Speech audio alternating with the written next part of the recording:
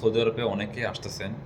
তো একটা বিষয় আপনাদের জানা থাকা ভালো যেটা হচ্ছে আপনি যার মাধ্যমে আসতেছেন সৌদি আরবে, তার কাছ থেকে প্রপারলি আপনি জেনে নিবেন যে সে আপনাকে যে কাজের কথা বলছে, সেই কাজটা আদৌ সে আপনাকে দিচ্ছে বা দিবে কিনা। যতটুকু সম্ভব আপনি যেহেতু বর্তমান অনলাইনের যুগ আপনি চেষ্টা করবেন জানার।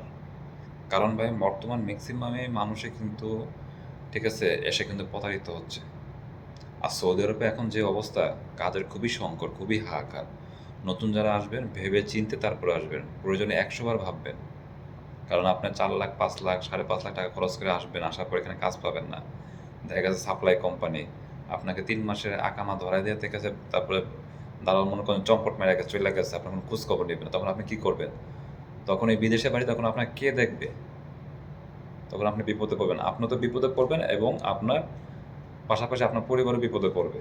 তো এই জিনিসগুলো সবসময় মাথায় খেয়াল রাখবেন।